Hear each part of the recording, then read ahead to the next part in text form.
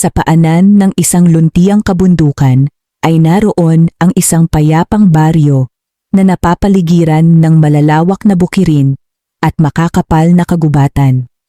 Noon ay sagana ang lugar sa mga pananim, malinaw ang ilog at masigla ang pamumuhay ng mga tao.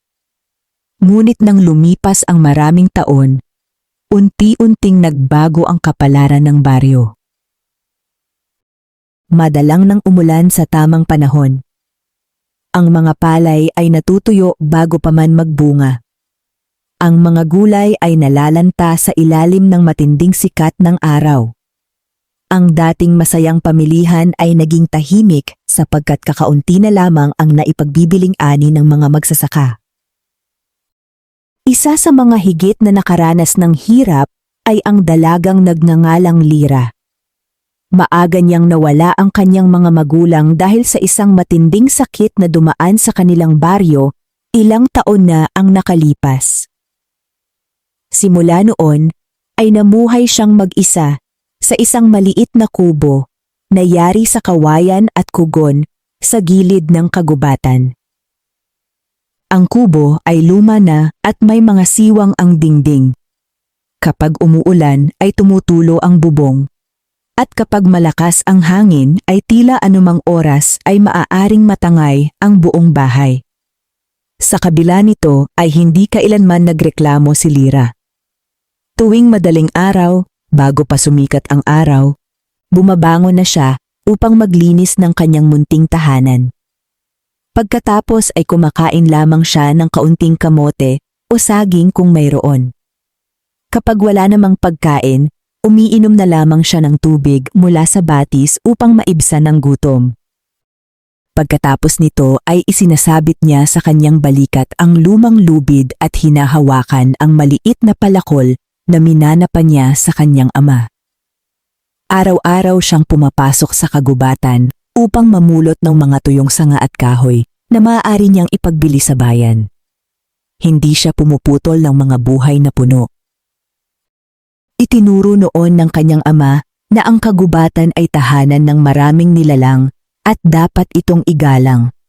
Kaya kahit higit na madali sana ang pagputol ng mga sariwang puno, pinipili niyang maghanap ng mga tuyong kahoy na kusa ng nalaglag. Kapag inalagaan natin ang kalikasan, madalas sabihin noon ng kanyang ama, aalagaan din tayo nito. Hindi kailanman nawala sa alaala ni Lira ang mga salitang iyon. Habang naglalakad siya sa kagubatan, ay binabati niya ang bawat taong kanyang nakakasalubong. Tinutulungan niya ang matatandang hirap magbuhat ng kanilang mga ani. Kung may batang naliligaw sa daan, siya ang naghahatid dito pa uwi. Kahit siya mismo ay salat sa pagkain, handa pa rin siyang magbahagi kapag may higit na nangangailangan. Dahil dito ay mahal siya ng karamihan sa baryo. Ngunit hindi lahat ay mabuti ang pagtingin sa kanya. May ilang mayayamang mga ngalakal na naniniwalang walang mararating ang isang ulilang katulad niya. Kapag dinadala niya ang kanyang mga panggatong sa pamilihan, ay madalas siyang tawaran ng napakababa. Lira, sabi minsan ng isang mga ngalakal. Ito na lamang ang maibabayad ko. Kung ayaw mo, marami namang ibang nagbebenta. Alam niyang kulang ang halagang iniaalok, ngunit wala siyang magawa. Kung hindi niya iyon ibebenta, ay wala siyang maipambibili ng pagkain. Tahimik na lamang siyang ngumiti at tinanggap ang kabayaran. Habang pauwi ay napansin siya ng isang matandang babae na nakaupo sa ilalim ng puno. Anak, wika ng matanda. Bakit tila mabigat ang iyong loob? Ngumiti si Lira. Wala po iyon. Napapagod lamang po ako. Ngunit halatang nabasa ng matanda ang kanyang tunay na nararamdaman. Hindi habang buhay ay ganito ang iyong magiging buhay. Ang kabutihan ay parang binhing itinatanim. Maaaring mabagal itong tumubo, ngunit kapag dumating ang tamang panahon ay sagana ang magiging bunga. Nagpasalamat si Lira at ipinagpatuloy ang kanyang paglalakad. Hindi niya alam kung bakit, ngunit tila nagbigay sa kanya ng bagong pag-asa ang mga salitang iyon. Lumipas ang mga araw. lalong tumindi ang tagtuyot sa baryo. Ang mga magsasaka ay halos wala ng maani. Maraming pamilya ang nagbabawas ng kanilang pagkain upang magkasya hanggang sa susunod na anihan. Isang hapon ay nakita ni Lyra ang mag-asawang matanda na nakaupo sa harap ng kanilang bahay. Pareho silang malungkot. Lumapit siya at magalang na nagtanong, "Bakit po kayo tila nag-aalala?" Napabuntong hininga ang matanda. "2 araw na kaming halos walang makain. Wala nang natirang bigas at wala ring bumibili ng aming mga gulay dahil natuyo na ang karamihan." Tahimik na binuksan ni Lyra ang kanyang maliit na bayong. Iisa lamang ang kamoteng natitira para sa kanyang hapunan. Hindi siya nagdalawang isip. Iniabot niya iyon sa mag-asawa. "Hatiin na lamang po ninyo ito." Nagulat ang dalawa. "Ngunit ano ang kakainin mo?" Ngumiti lamang si Lyra. "Makakahanap pa po ako ng ibang makakain." Napaluha ang mag-asawa. Hindi nila malilimutan ang kabutihang ipinakita ng isang dalagang halos wala ring maipangtustos sa sarili.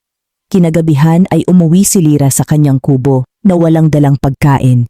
Naupo siya sa harap ng pintuan habang pinagmamasdan ang papalubog na araw. Hindi siya nagalit sa kanyang kapalaran.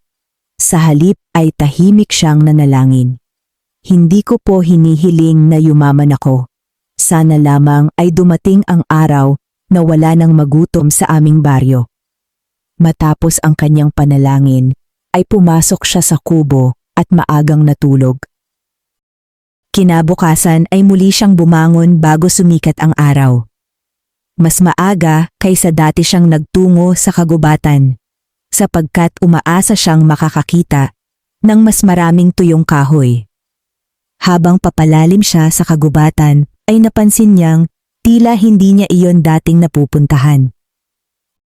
Mas matataas ang mga puno, mas malamig ang simoy ng hangin, mas tahimik ang paligid. May kakaibang pakiramdam na tila may lihim na naghihintay sa pinakaloob ng kagubatan. Hindi niya alam na ang simpleng paglalakad na iyon ang magiging simula ng isang pambihirang pagbabago. Hindi lamang sa kanyang buhay, kundi sa kapalaran ng buong baryong kanyang minamahal. Madaling araw pa lamang ay nagising na si Lyra. Tulad ng nakasanayan, nilinis muna niya ang kanyang munting kubo bago siya naghanda sa pagpunta sa kagubatan. Kakaunti na lamang ang natitira niyang pagkain, kaya kailangan niyang makapulot ng mas maraming panggatong upang maipagbili sa bayan. Habang naglalakad siya, ay napansin niyang tila mas malamig ang simoy ng hangin kaysa sa mga nakaraang araw. Ang manipis na ulap ay unti-unting gumagapang sa pagitan ng matatandang puno. Tahimik ang paligid at maging ang mga ibon ay tila bihirang umawit. Patuloy siyang naglakad habang namumulot ng mga tuyong sanga. Napuno ang kanyang maliit na tali ng kahoy, ngunit pakiramdam niya ay may kung anong humihila sa kanya upang magpatuloy pa sa mas malalim na bahagi ng kagubatan.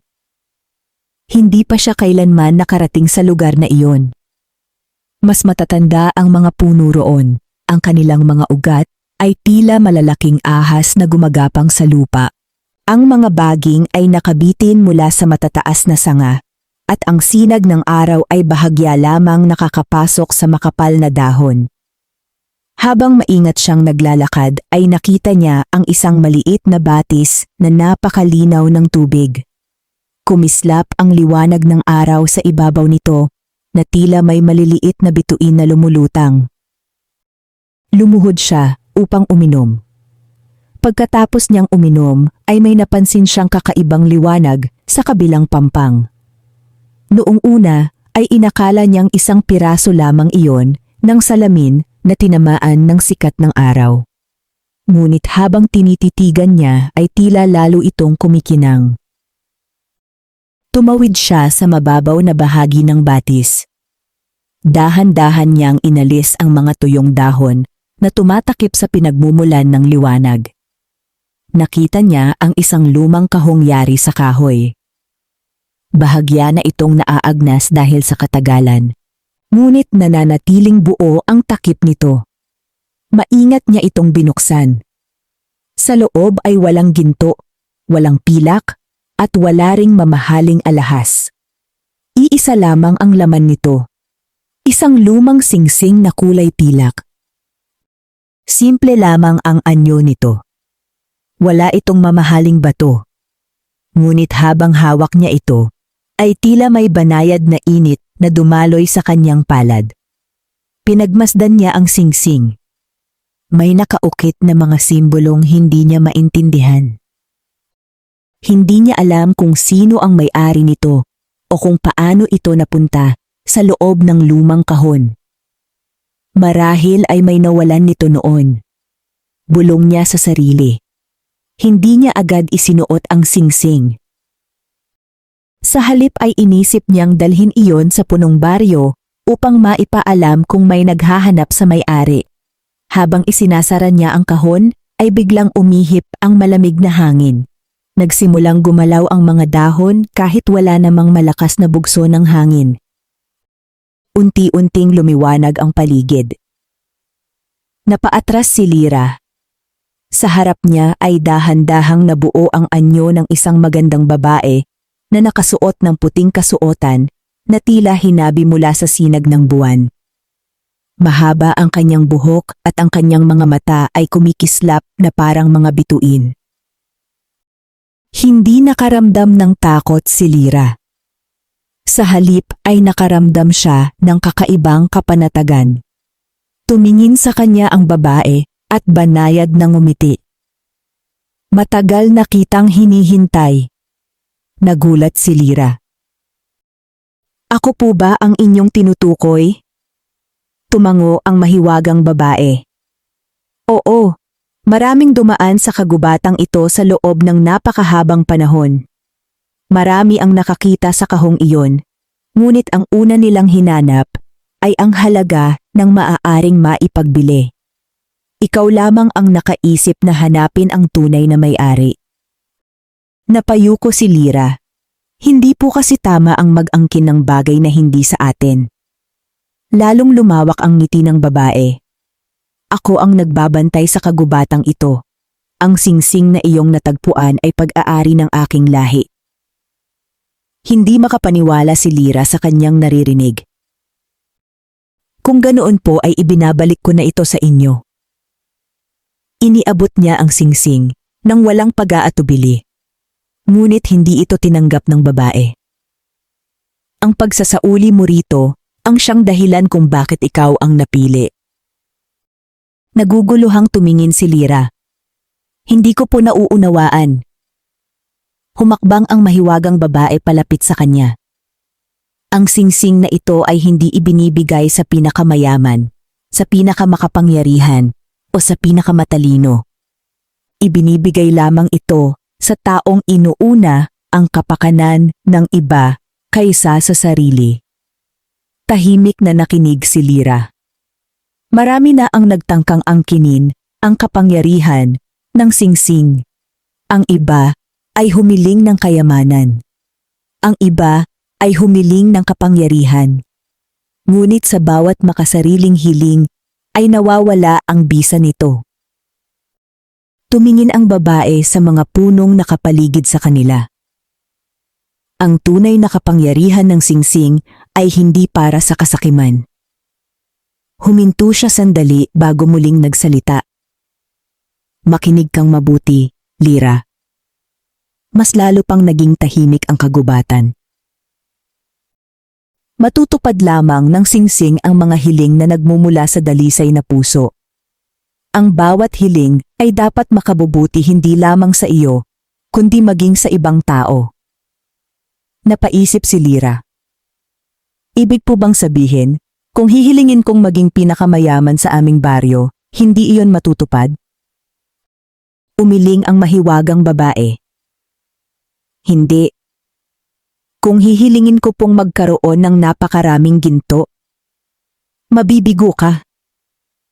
Kung hihilingin ko pong mapasa atin ang lahat ng kayamanan, hindi rin. Tahimik na yumuko si Lira. Hindi siya nakadama ng panghihinayang. Sa halip ay naalala niya ang mga gutom na bata, ang mga tuyong bukirin, at ang mga magsasakang araw-araw na nawawalan ng pag-asa. Napansin iyon ng mahiwagang babae. May naiisip ka na bang hiling? Dahan-dahang umiling si Lira. Hindi pa po. Ayokong magmadali. Kung bibigyan ako ng ganitong malaking pananagutan, nais kong pag-isipan muna ng mabuti. Sa unang pagkakataon ay nakita sa mukha ng babae ang tunay na paghanga. Iyan ang sagot na matagal ko nang hinihintay. Iniabot niya ang singsing kay Lira. Ingatan mo ito. Huwag mong ipagyabang sa iba ang kapangyarihan nito. Darating ang panahon na susubukin ang kabutihan ng iyong puso. Maingat na tinanggap ni Lira ang singsing. Isinuot niya ito sa kanyang daliri. Sa sandaling iyon ay kumislap ito ng bahagya bago muling naging payak ang anyo, na para bang isa lamang itong ordinaryong lumang alahas. Kapag dumating ang araw na handa ka ng humiling, makinig ka muna sa iyong puso, sapagkat ang bawat mabuting hiling ay may kakambal na pananagutan. Pagkasabi nito ay unti-unting naglaho ang mahiwagang babae, kasabay ng banayad na pag-ihip ng hangin. Muling bumalik ang katahimikan sa kagubatan. Matagal na nakatayo si Lira habang nakatingin sa singsing na nasa kanyang daliri. Hindi pa rin siya makapaniwala sa nangyari. Ngunit isang bagay ang malinaw sa kanyang isip. Hindi niya gagamitin ang kapangyarihang iyon para sa sarili. Hindi pa niya alam kung kailan darating ang tamang pagkakataon. Ngunit batid niyang kapag dumating ang araw na iyon, ang kanyang magiging pasya ay maaaring magbago sa kapalaran ng buong baryong kanyang minamahal. Lumipas ang ilang araw mula nang matagpuan ni Lira ang mahiwagang singsing. Wala siyang pinagsabihan tungkol sa nangyari sa kagubatan. Nanatili itong lihim na tanging siya lamang, at ang mahiwagang tagapagbantay ng kagubatan ang nakaalam. Isinuot pa rin niya ang lumang singsing araw-araw, ngunit para sa sinumang makakakita rito ay isa lamang itong pangkaraniwang alahas na walang anumang halaga. Hindi rin nagbago ang kanyang pamumuhay. Tuwing madaling araw ay bumabangon siya upang maglinis ng kanyang kubo. Pagkatapos ay pumapasok siya sa kagubatan upang mamulot ng mga tuyong kahoy.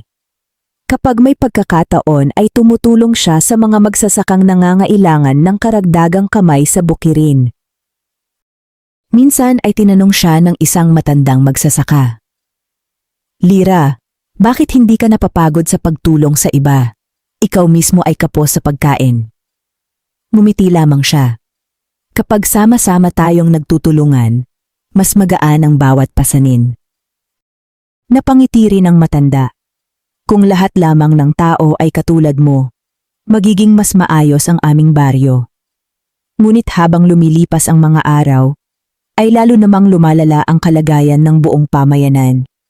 Ang dating luntiang mga palayan ay naging kulay dilaw at kayumanggi. Ang lupa ay nagkaroon ng mahahabang bitak dahil sa matinding init. Ang mga balon ay unti-unti nang natutuyo. Maraming pamilya ang napilitang magbenta ng kanilang mga kagamitan upang may maipambili ng pagkain. Ang ilang bata ay hindi na nakakapasok sa maliit na paaralan ng baryo dahil kailangan nilang tumulong sa paghahanap ng makakain. Sa bawat araw na lumilipas ay lalong bumibigat ang dibdib ni Lira. Isang umaga ay nagtungo siya sa pamilihan upang ipagbili ang kanyang mga panggatong. Habang naglalakad ay napansin niyang halos walang bumibili sa mga tindahan. Tahimik ang mga tao. Ang mga magsasaka ay nakaupo lamang sa gilid ng daan habang nakatingin sa kanilang kakaunting ani. May isang batang lalaki ang lumapit sa kanyang dala ang isang maliit na basket. Ate Lira. Lumingon siya at ngumiti. Ano iyon? May natitira ka po bang tinapay? Nalungkot si Lira. Wala na, ngunit may kaunti pa akong kamote sa bahay. Kung gusto mo ay ibibigay ko sa iyo. Napangiti ang bata. Salamat po. Hindi na nagdalawang isip si Lira. Pagkatapos niyang maibenta ang mga kahoy ay bumili siya ng kaunting bigas. Hindi niya ito inuwi sa kanyang kubo. Sa halip ay hinati-hati niya ito sa maliliit na supot at lihim na inilagay sa harap ng mga bahay ng matatandang halos wala nang makain. Hindi niya nais na malaman ng iba kung sino ang nagbibigay. Masaya na siyang makita na may pagkain ang mga higit na nangangailangan. Kinagabihan ay muli niyang pinagmasdan ang singsing. Tahimik niyang hinawakan ito. Pwede ko na kayang gamitin ang iyong kapangyarihan? Walang nangyari. Naalala niya ang sinabi ng mahiwagang babae. Ang bawat hiling ay dapat pag-isipang mabuti. Hindi maaaring magmula sa pagmamadali. Hindi maaaring bunga ng pansariling kagustuhan. Huminga siya ng malalim. Hindi pa ito ang tamang panahon. Kinabukasan ay nagpatawag ng pagtitipon ang punong baryo. Halos lahat ng mamamayan ay nagtipon sa ilalim ng malaking punong acacia sa gitna ng baryo. Malungkot ang muka ng punong baryo habang nagsasalita. Mga kababayan, halos wala nang natitirang binhi para sa susunod na taniman. Kung hindi uulan sa lalong madaling panahon, baka mapilitan tayong lumikas. Nagkaroon ng katahimikan. Maraming ina ang napaluha. Ang matatandang magsasaka ay yumuko. Si Lira ay tahimik lamang na nakikinig. Pagkatapos ng pagpupulong ay nagsimula ng mag-uwian ang mga tao. Napansin niyang may isang matandang lalaki ang naiwan sa ilalim ng puno. Kilala niya ito bilang si Mang Doro, ang pinakamatandang magsasaka sa baryo. Lumapit siya rito. Bakit po kayo hindi pa umuuwi? Napabuntong hininga ang matanda. Mahigit 50 taon na akong nagsasaka. Marami na akong naranasang tagtuyot, ngunit ngayon lamang ako nawalan ng pag-asa. Tahimik na naupo si Lira sa tabi niya. Naniniwala po ba kayong may pag-asa pa? Ngumiti ng bahagya ang matanda. Palaging may pag-asa. Ang tanong lamang ay kung sino ang unang magkakaroon ng lakas ng loob na kumapit dito. Nagpaalam si Lira at dahan-dahang naglakad pa uwi. Habang tinatahak niya ang daan, ay hindi maalis sa kanyang isip ang mga salitang narinig niya. Pagsapit ng gabi ay muling sumilay ang maliwanag na buwan. Lumabas siya ng kanyang kubo at tumingin sa mga bituin. Unti-unti niyang hinawakan ang mahiwagang singsing. Sa pagkakataong iyon ay hindi siya humiling. Sa halip ay taimtim siyang nanalangin. Sana ay gabayan ninyo ako. Ayokong magkamali. Kung darating man ang oras na kailangan kong gamitin ang kapangyarihang ito, nais kong ang bawat hiling ay tunay na magdala ng kabutihan sa lahat. Sa sandaling iyon ay bahagyang kumislap ang singsing. Hindi ito kasing liwanag ng unang pagkakataon. Ngunit sapat iyon upang ipaalam kay Lira na narinig ng mahiwagang kapangyarihan ang kanyang dalisay na hangarin. Hindi pa niya alam na malapit na siyang humarap sa pinakamahalagang pagpapasya sa kanyang buhay, isang hiling na maaaring magligtas sa buong baryo o tuluyang magbago sa kanilang kapalaran. Nagising si Lira ng mas maaga kaysa karaniwan. Habang naglalakad siya patungo sa kagubatan, napansin niyang lalo pang natutuyo ang mga halaman sa paligid. Ang dating luntiang damuhan ay naging maputla at ang mga puno ay unti-unti nang nalalaglagan ng mga dahon. Nang makarating siya sa gilid ng bukirin, nakita niyang tahimik na nakatayo ang mga magsasaka. Pinagmamasdan lamang nila ang kanilang mga tanim na halos wala ng pag-asang mabuhay. Lumapit si Lira kay Mang Doro. Ano na po ang kalagayan ng ating mga pananim? Napabuntong hininga ang matanda. Kung hindi uulan sa loob ng ilang araw, wala na tayong aanihin. Kahit ang mga natitira naming binhi ay baka hindi na rin tumubo. Tahimik na yumuko si Lira. Sa buong araw ay tumulong siya sa pagdidilig ng mga halaman, gamit ang kakaunting tubig na natitira sa balon. Alam niyang hindi iyon sapat, ngunit ayaw niyang mawalan ng pag-asa ang mga tao. Pagsapit ng dapit hapon ay bumalik siya sa pusod ng kagubatan, sa lugar kung saan niya natagpuan ang mahiwagang singsing. Tahimik ang paligid. Naroon pa rin ang malinaw na batis, ngunit tila mas mabagal ang agos nito kaysa dati. Lumuhod si Lyra at pinagmasdan ang kanyang refleksyon sa tubig. Naalala niya ang lahat ng taong nakilala niya sa baryo. Ang mga batang natutulog ng gutom. Ang matatandang halos wala ng lakas. Ang mga magsasakang buong buhay na nagsumikap ngunit ngayoy wala ng maani. Hindi niya naisip ang sarili. Hindi niya hiniling ang sariling kaginhawaan. Dahan-dahan niyang hinawakan ang singsing. Ipinikit niya ang kanyang mga mata. Kung tunay ang kapangyarihan mo, mahina niyang wika, ang hiling ko ay hindi para sa akin. Huminga siya ng malalim. Hinihiling kong muling maging mataba ang aming lupa. Hinihiling kong magkaroon ng masaganang ani ang buong baryo upang wala nang magutom at lahat ay magkaroon ng bagong pag-asa. Pagkasambit niya ng mga salitang iyon, ay biglang uminit ang singsing sa kanyang daliri. Isang banayad na liwanag ang bumalot sa kanyang kamay. Hindi ito nakasisilaw. Ito ay tila liwanag ng pagsikat ng araw matapos ang mahabang gabi. Unti-unting kumalat ang liwanag sa buong paligid. Nagsimulang umihip ang malamig na hangin. Ang mga tuyong dahon ay marahang umikot sa hangin bago muling bumagsak sa lupa. Mula sa di kalayuan ay muling lumitaw ang mahiwagang tagapagbantay ng kagubatan. Ngumiti siya kay Lyra. Pinili mo ang pinakamabuting hiling. Tahimik lamang na nakinig si Lyra. Hindi mo hiniling ang kayamanan. Hindi mo hiniling ang marangyang buhay. Hindi mo rin hiniling ang kapangyarihan. Ang inisip mo ay ang kapakanan ng buong pamayanan. Napayuko si Lyra. Hindi ko po kayang maging masaya kung ang mga taong nakapaligid sa akin ay naghihirap. Tumango ang mahiwagang babae. Iyan ang dahilan kung bakit tinanggap ng singsing ang iyong hiling. Unti-unting naglaho ang liwanag.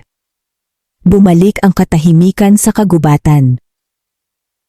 Wala na ba akong dapat gawin? Tanong ni Lyra. Hindi natatapos ang himala sa isang hiling, sagot ng babae. Ang kapangyarihan ng singsing ay nagbibigay lamang ng pagkakataon. Ang tunay na pagunlad ay manggagaling pa rin sa sipag, pagkakaisa, at kabutihan ng mga tao. Pagkasabi nito ay naglaho siyang muli. Umuwi si Lyra nang may payapa kalooban.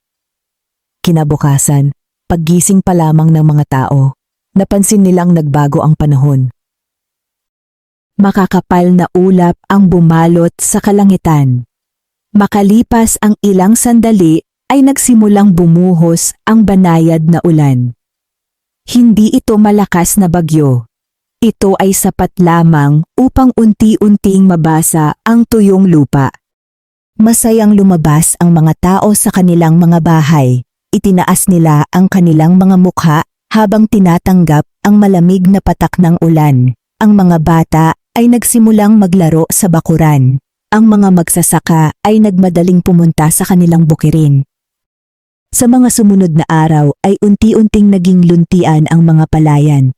Muling tumubo ang mga gulay, napuno ng tubig ang mga balon.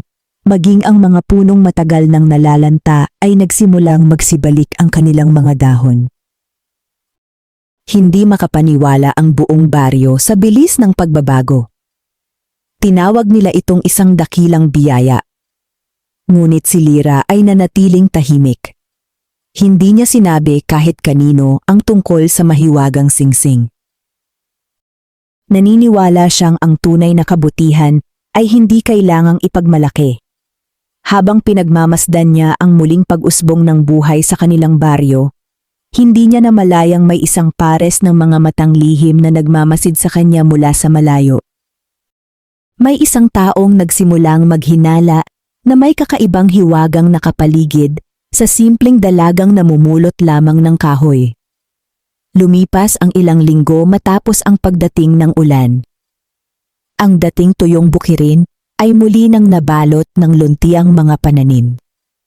Ang mga palay ay nagsimulang yumuko sa bigat ng kanilang mga butil, at ang mga taniman ng gulay ay muling nagbigay ng masaganang ani. Unti-unting bumalik ang sigla ng baryo. Ang mga batang dating gutom ay muling narinig ang tawanan habang naglalaro sa mga daan. Ang mga magsasaka ay may pag-asa nang nakatanaw sa kanilang mga bukirin. Ang pamilihan ay naging masigla, at halos araw-araw ay may mga mamimiling dumarating mula sa mga karatig bayan. Nagpasalamat ang lahat sa biyayang dumating sa kanilang pamayanan. Ngunit hindi lahat ay natuwa. Sa kabilang dulo ng baryo, ay nakatira ang pinakamayamang mangangalakal na si Don Isko. Malawak ang kanyang lupain at marami siyang tauhan. Sa loob ng maraming taon ay siya ang pinakamakapangyarihang tao sa lugar. Noong panahon ng tagtuyot, binibili niya sa murang halaga ang mga lupain ng mga magsasakang wala nang maipangtustos sa kanilang pamilya. Dahil dito ay lalo siyang yumaman habang ang iba ay lalo namang naghirap. Ngunit ngayong muling sumagana ang ani, hindi na kailangang mangutang ng mga tao sa kanya. Hindi na rin nila kailangang ipagbili ang kanilang mga lupain. Labis itong ikinainis ni Don Isko. Isang umaga ay ipinatawag niya ang ilan sa kanyang mga tauhan. Hindi pangkaraniwan ang pagbabagong nangyari sa baryong ito, sabi niya habang nakatanaw sa bintana. Napakabilis ng pagbalik ng sigla ng mga pananim. Tumango ang isa sa kanyang tauhan. Marami pong nagsasabing biyaya lamang ito ng kalangitan. Hindi sumang-ayon si Don Isko. Hindi ako naniniwalang nagkataon lamang ang lahat. Tahimik siyang nag-isip. May naalala siyang isang bagay. Bago bumuhos ang ulan, ay nakita niyang madalas magpunta si Lira sa pinakaloob ng kagubatan. At matapos lamang ang ilang araw, ay nagsimulang magbago ang kapalaran ng buong baryo. Mula noon ay nagsimula niyang pagmasdan ang bawat kilos ng dalaga. Samantala, hindi alam ni Lira ang mga nangyayari. Patuloy lamang siya sa kanyang simpleng pamumuhay. Kahit naging masagana na ang ani ng buong baryo, hindi siya naghangad ng marangyang buhay. Namumulot pa rin siya ng tuyong kahoy. Tumutulong pa rin siya sa mga matatanda. Nagbabahagi pa rin siya ng kanyang pagkain sa mga nangangailangan. Isang hapon ay dumalaw sa kanyang kubo si Mang Doro. "Anak," nakangiting sabi ng matanda. "Nais naming pasalamatan ka." Nagulat si Lira. "Ako po? Bakit po?" "Dahil noong pinakamahirap na panahon, isa ka sa iilang hindi tumigil sa pagtulong sa amin." Iniabot ng matanda ang isang maliit na supot ng bagong aning bigas. Kaunting pasasalamat lamang ito. Magalang na tumanggi si Lira. "Hindi na po kailangan. Mas mabuti pong ibigay ninyo ito sa mas higit na nangangailangan." Ngunit iginiit ni Mang Doro. "Kung hindi dahil sa kabutihan mo, marami sa amin ang nawalan na sana ng pag-asa." Sa huli ay tinanggap ni Lira ang regalo bilang paggalang sa matanda. Habang nag-uusap sila ay may isang taong lihim na nakamasid mula sa likod ng isang malaking puno.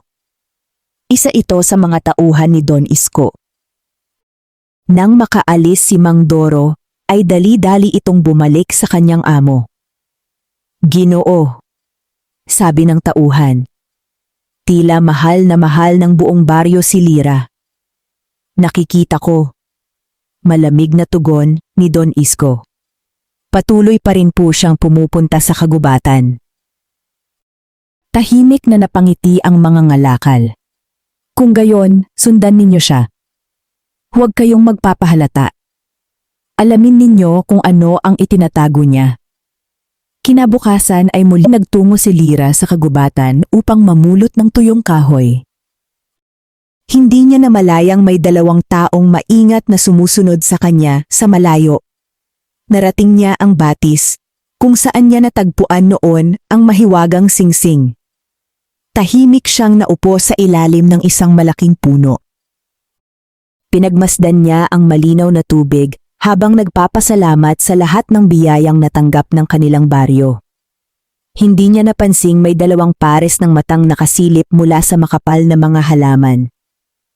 May kakaiba talaga sa dalagang iyon, bulong ng isa. Wala naman akong nakikitang ginagawa. Maghintay tayo.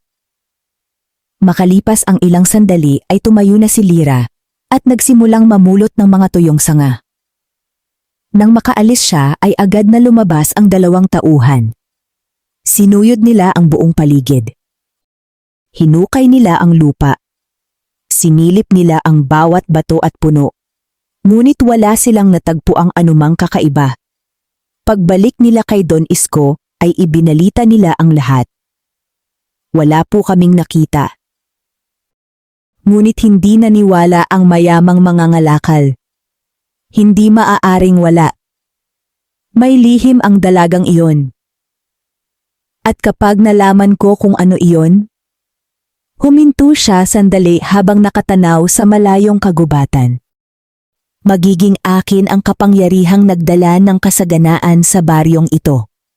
Sa kanyang mga mata ay hindi pagnanais na makatulong ang makikita. Ang tanging laman ng kanyang puso ay kasakiman. At iyon ang magsisimula ng isang pagsubok na hindi pa kailanman naranasan ni Lyra. Mula nang maghinala si Don Isko na may lihim na itinatago si Lyra, hindi na siya mapalagay. Araw-araw ay inuutusan niya ang kanyang mga tauhan na sundan ang dalaga sa bawat pagpunta nito sa kagubatan. Ngunit sa kabila ng kanilang pagsisikap, wala silang natutuklasan. Nakikita lamang nilang namumulot si Lyra ng mga tuyong kahoy, tumutulong sa mga naliligaw na bata, at nagdadala ng pagkain sa mga matatandang hindi na kayang magtrabaho. Wala talaga siyang kakaibang ginagawa, sabi ng isa sa mga tauhan. Hindi ako naniniwala, malamig na tugon ni Don Isko. May isang bagay siyang itinatago. Habang lalo niyang iniisip ang mabilis na pag-unlad ng baryo, lalo namang lumalaki ang kanyang pagnanais na malaman ang lihim ni Lyra. Samantala, nanatiling payapa ang buhay ng dalaga. Patuloy siyang namuhay ng simple. Hindi siya nagtayo ng malaking bahay. Hindi siya bumili ng mamahaling kasuotan. Hindi rin siya nagbago ng ugali sa kabila ng pagbuti ng kalagayan ng buong baryo. Isang hapon ay may kumatok sa kanyang pintuan. Pagbukas niya ay nakita niya ang isang matandang pulubi na halatang pagod at gutom. Anak, mahina nitong wika, maaari ba akong makahingi ng kaunting pagkain? Hindi nagdalawang isip si Lyra. Pinapasok niya ang matanda sa kanyang kubo at inihain ang natitira niyang pagkain. Pasensya na po kung ito lamang ang maiaalok ko. Masayang tinanggap ng matanda ang pagkain. Ang kaunting ibinibigay ng may kabutihan ay higit na mahalaga kaysa sa maraming ibinibigay ng may pag-aatubili. Napangiti si Lyra. Pagkatapos kumain, ay nagpasalamat ang matanda at nagpatuloy sa kanyang paglalakbay. Hindi alam ni Lyra na nakita ng isa sa mga tauhan ni Don Isko ang kanyang ginawang pagtulong. Nang gabing iyon ay ipinatawag muli ni Don Isko ang kanyang mga tauhan. Ikwento ninyo ang lahat ng inyong nakita. Isinalaysay ng mga tauhan ang bawat pangyayari. Tahimik na nakinig ang mayamang mangangalakal. Nang matapos ang ulat ay ngumiti siya. Ngayon ay nauunawaan ko na. Nagkatinginan ang kanyang mga tauhan. Ano po ang ibig ninyong sabihin? Ang pinakamalaking kahinaan ni Lyra ay ang kanyang kabutihan. Hindi agad naunawaan ng mga tauhan ang kanyang sinabi. Ipinaliwanag ni Don Isko ang kanyang binabalak. Kung lagi siyang naaawa sa kapwa, madali natin siyang mailalayo sa kanyang binabantayan. Hindi natuwa ang ilan sa kanyang mga tauhan, ngunit wala silang lakas ng loob na sumuway. Kinabukasan ay isinagawa nila ang kanilang plano. Habang naglalakad si Lyra pauwi mula sa kagubatan, ay may isang batang lalaki ang tumakbo papunta sa kanya. "Ate Lyra, tulungan mo po kami." Huminto siya. "Ano ang nangyari?"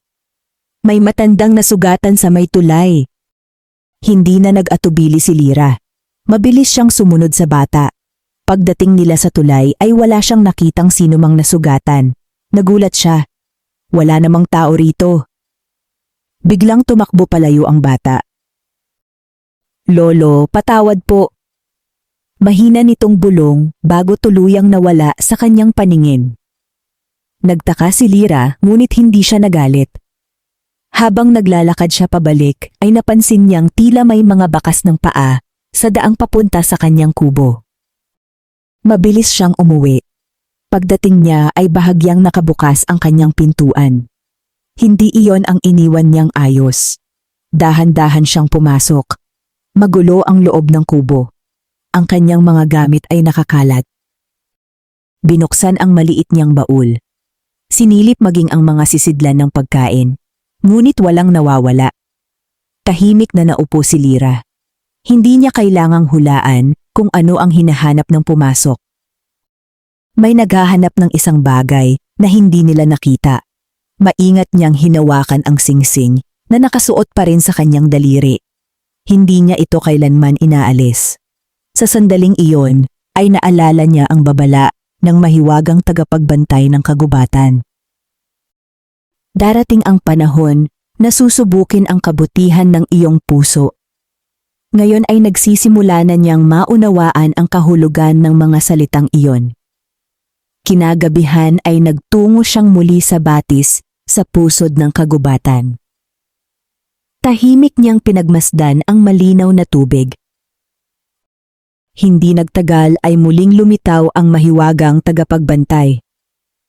Nagsimula na ang pagsubok. Wika nito. "Tama po ba ang aking hinala?" tanong ni Lyra. May naghahanap sa kapangyarihan ng singsing. Tumango ang mahiwagang babae. Maraming tao ang naaakit sa kapangyarihan, ngunit kakaunti ang handang gamitin ito para sa kabutihan. "Natatakot po ako."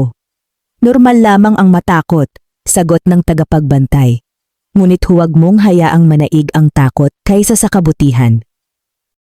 Tumingin si Lyra sa singsing. "Paano kung maagaw nila ito?" Ngumiti ang mahiwagang babae. Ang singsing ay maaaring maagaw, ngunit ang kapangyarihan nito ay hindi kailanman susunod sa taong puno ng kasakiman. Nabunutan ng tinik si Lyra. Nadama niyang hindi ang singsing ang tunay na pinagmumula ng himala. Ang tunay na lakas nito ay nasa pusong marunong magmahal at maglingkod sa kapwa. Habang pauwi si Lyra ay hindi niya namalayang mula sa malayo ay muli siyang pinagmamasdan ni Don Isko.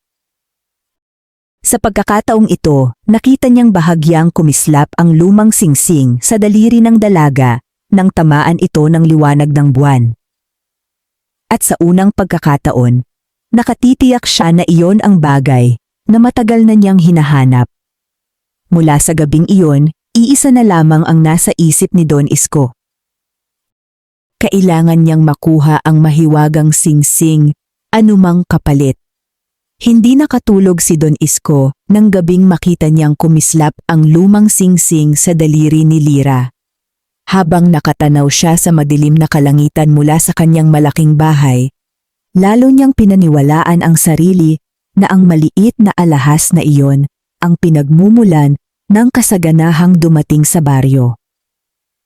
Hindi nararapat na mapunta ang ganoong kapangyarihan sa isang hamak na namumulot lamang ng kahoy, bulong niya sa sarili. Mas marami akong magagawa kung mapapasakamay ko ang singsing. Ngunit ang tunay niyang hangarin ay hindi ang kabutihan ng baryo. Nais niyang yumaman palalo. Kinabukasan ay ipinatawag niya ang dalawa niyang pinakapinagkakatiwalaang tauhan. Ngayong gabi, mahinahon niyang sabi, "Papasok kayo sa kubo ni Lyra. Kunin ninyo ang anumang singsing na makikita ninyo. Walang dapat makaalam." Nag-alinlangan ang dalawang lalaki. "Ginoo, hindi po ba mas mabuting kausapin na lamang natin siya?" Nanigas ang mukha ni Don Isko. "Ang sinabi ko ay sundin ninyo."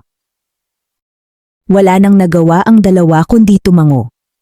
Samantala, walang kamalay-malay si Lyra sa balak ng mga ngalakal. Buong maghapon siyang tumulong sa mga magsasakang nag-aani ng kanilang palay. Masaya ang lahat sapagkat matagal nilang hinintay ang pagkakataong muling mapuno ang kanilang mga kamalig. Habang pauwi ay binigyan siya ng ilang magsasaka ng kaunting gulay at bigas bilang pasasalamat. Ngunit gaya ng dati, hinati niya ang mga iyon. Ang iba ay ibinigay niya sa isang biyudang may 3 anak. Ang natira ay iniwan niya sa bahay ng isang matandang mag-asawa.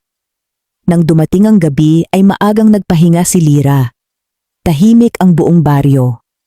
Ang tanging maririnig ay ang banayad na ihip ng hangin at ang huni ng mga kuliglig sa damuhan. Sa kalagitnaan ng gabi ay dahan-dahang lumapit ang 2 tauhan ni Don Isko sa kubo. Maingat nilang itinulak ang pintuan. Hindi ito nakakandado. Tahimik silang pumasok. Habang naghahalongkat sila sa loob ng bahay, ay napansin nilang napakasimple ng pamumuhay ni Lyra. Isang maliit na higaan, isang lumang mesa, kaunting kasangkapan sa kusina. Walang anumang palatandaan ng kayamanan. Isa sa kanila ang bumulong. Tiyak bang may mahiwaga siyang itinatago? Maghanap ka lang. Patuloy silang naghalughog. Ngunit sa bawat sandaling lumilipas ay wala silang makita. Sa wakas ay napansin ng isa ang singsing na suot pa rin ni Lyra habang siya ay natutulog. Dahan-dahan siyang lumapit. Iniunat niya ang kanyang kamay upang alisin ang singsing. Ngunit nang mahawakan niya ito ay bigla niyang naramdaman ang matinding init. Napaatras siya. "Ano ang nangyari?" tanong ng kasama. "Hindi ko alam. Parang apoy." Muli niyang sinubukang hawakan ang singsing. Ngunit sa pagkakataong iyon ay lalo pang uminit ito. Napilitan siyang bitawan ang daliri ni Lyra. Sa sandaling iyon ay bahagyang dumilat si Lyra. Nakita niya ang 2 lalaking nakatayo sa loob ng kanyang kubo. Nagulat siya, ngunit hindi siya sumigaw. Tahimik niyang tinanong ang mga ito. "Bakit kayo narito?" Nagkatinginan ang 2 lalaki. Hindi nila kayang magsinungaling sa mahinahong tinig ng dalaga. Lumuhod ang isa sa kanila. "Patawad, inutusan lamang kami." "Sino ang nag-utos sa inyo?" Tahimik silang yumuko. Hindi na nila kailangang banggitin ang pangalan. Naunawaan na ni Lyra kung sino ang nasa likod ng lahat.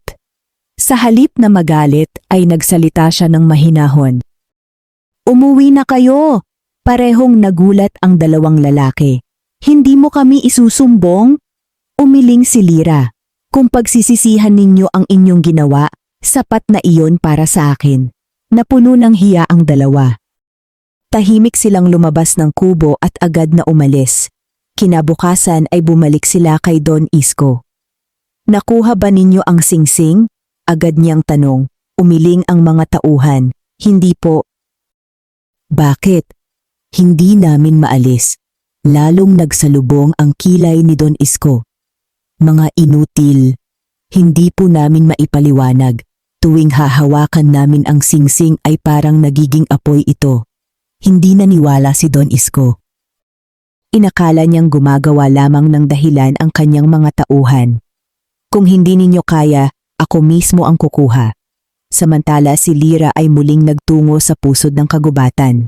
Naramdaman niyang may mahalaga siyang kailangang malaman. Sa kanyang pagdating sa tabi ng batis, ay lumitaw ang mahiwagang tagapagbantay. Alam ko na ang nangyari, wika nito. Tinangka nilang kunin ang singsing. Tumango si Lyra. Bakit po hindi nila ito nahawakan? Sapagkat ang kapangyarihan ng singsing ay hindi maaaring mapasakamay ng pusong nababalot ng kasakiman. Tulad po ba ni Don Isko? Hindi sumagot ang tagapagbantay. Sa halip ay tumingin ito sa malinaw na tubig ng batis. Ang bawat tao ay may pagkakataong magbago. Huwag mong hatulan ang puso ng iba ng tuluyan. Napaisip si Lyra. Kung ganoon, may pag-asa pa po siyang magbago? Hanggat marunong pang magsisi ang isang tao, hindi nawawala ang pag-asa. Tahimik na tumango si Lyra. Habang pauwi siya ay nanalangin siyang balang araw ay matauhan si Don Isko at maunawaan na ang tunay na kayamanan ay hindi nasusukat sa dami ng ari-arian, kundi sa dami ng kabutihang na ibabahagi sa kapwa. Ngunit sa malaking bahay sa kabilang dulo ng baryo, lalo lamang tumindi ang pagnanasa ni Don Isko sa mahiwagang singsing. At sa kanyang puso ay nabuo ang isang mas mapanganib na balak. Matapos ang nabigong pagtatangka na nakawin ang mahiwagang singsing, lalo pang naging balisa si Don Isko. Hindi niya matanggap na may isang bagay na hindi niya kayang angkinin. Araw-araw ay iniisip niya ang sinabi ng kanyang mga tauhan. Parang apoy ang singsing. Hindi siya naniwala. Para sa kanya, lahat ng bagay ay may paraan upang makuha kung sapat ang talino at tiyaga. Isang umaga ay ipinatawag niya ang kanyang pinakamatandang katiwala. Ayaw kong gumamit muli ng dahas, sabi niya. Kung hindi natin makukuha ang singsing sa pagnanakaw, gagamit tayo ng ibang paraan. Ano po ang balak ninyo? Ngumiti si Don Isko. Ang pagtitiwala ni Lyra ang ating gagamitin. Samantala, si Lyra ay patuloy na namumuhay ng payapa.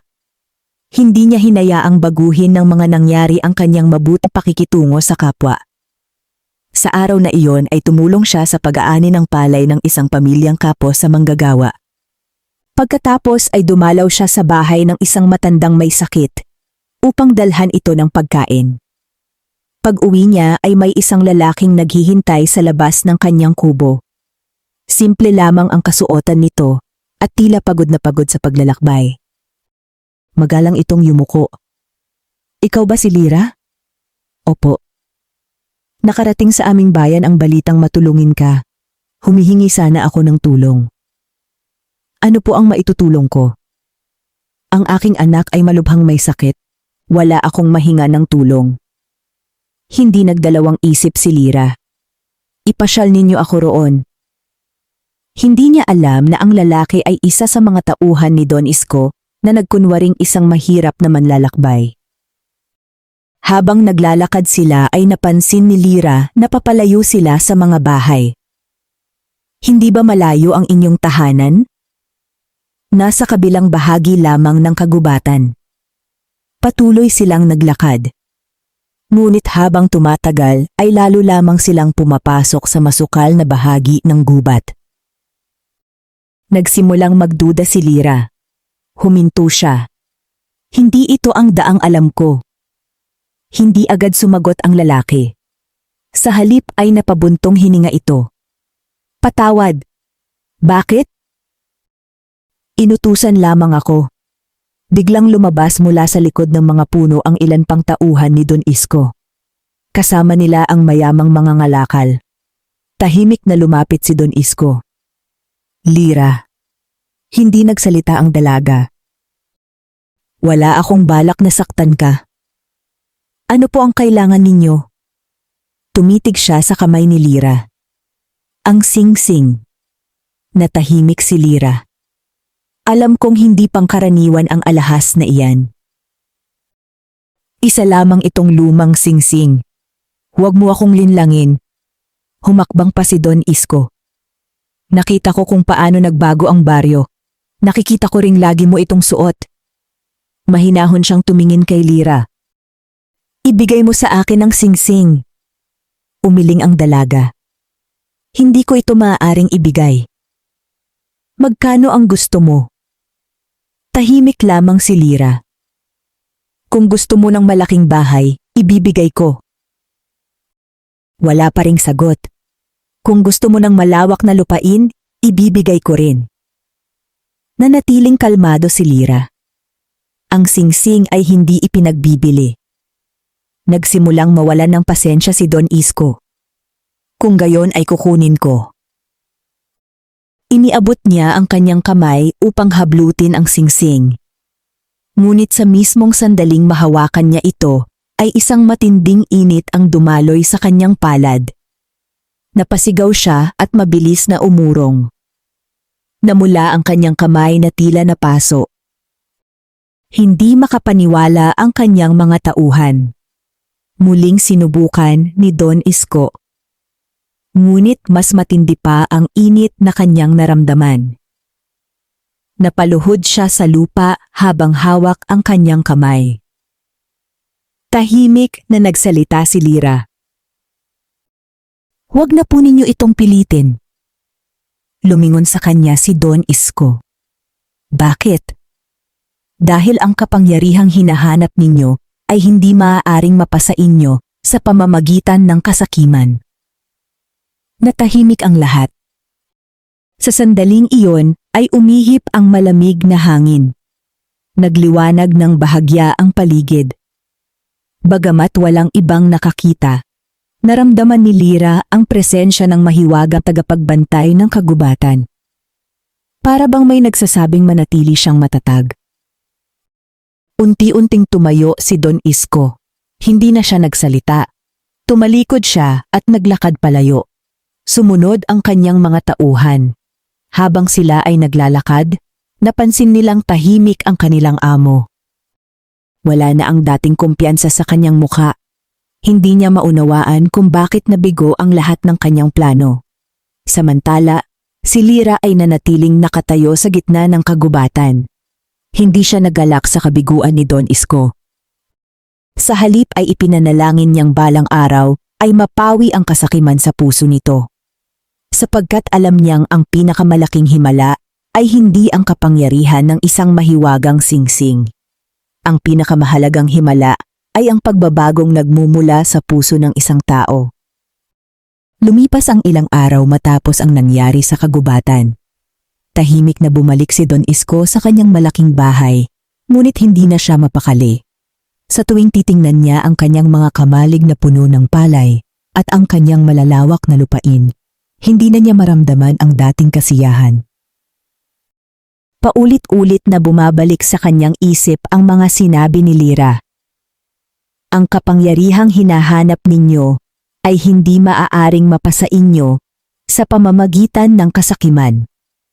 Sa unang pagkakataon sa kanyang buhay, nagsimula siyang magtanong sa sarili kung tama ba ang landas na kanyang tinatahak. Samantala, patuloy ang masaganang ani sa buong baryo. Ang mga magsasaka ay nagbabalik ng mga hiniram nilang binhi sa isa't isa. Ang mga batang dati gutom ay muling nakakapasok sa paaralan. Ang pamilihan ay naging masigla at ang mga tao ay nagtutulungan sa halip na mag-agawan. Si Lira naman ay hindi nagbago. Patuloy pa rin siyang namumulot ng mga tuyong kahoy sa kagubatan. Kapag may nangangailangan ng tulong, agad siyang naroroon. Hindi kailanman ipinagmalaki ang kabutihang kanyang ginagawa. Isang umaga ay dumating sa baryo ang isang matandang manlalakbay. Pagod na pagod ito at hirap ng maglakad. Dahil wala siyang kakilala sa lugar, naupo na lamang siya sa ilalim ng isang puno. Nakita siya ni Lira habang pauwi mula sa kagubatan. Lumapit siya at magalang na binati ang matanda. Mukhang malayo po ang inyong nilakbay. Tumango ang matanda. Halos 2 araw na akong naglalakad. nauubos na rin ang aking lakas. Hindi na nag-atubili si Lira.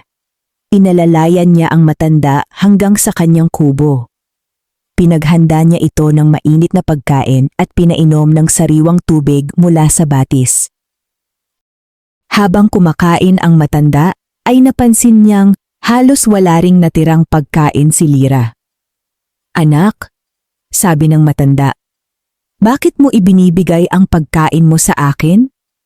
Ngumiti si Lira. "Kapag may taong nagugutom sa harapan ko, hindi ko kayang kumain ng ako lamang." Napuno ng paghanga ang matanda. "Bihira na ang taong may pusong tulad ng sa iyo." Pagkatapos magpahinga ay nagpaalam ang matanda. Bago siya umalis ay nagsalita siya ng may ngiti. "Ang kabutihan ay laging bumabalik sa taong marunong magbahagi." Hindi na naunawaan ni Lira ang ibig sabihin nito, ngunit magalang siyang nagpasalamat. Kinabukasan ay nagulat ang buong baryo. May ilang bagon na puno ng iba't ibang uri ng binhi ang dumating mula sa kalapit na lalawigan.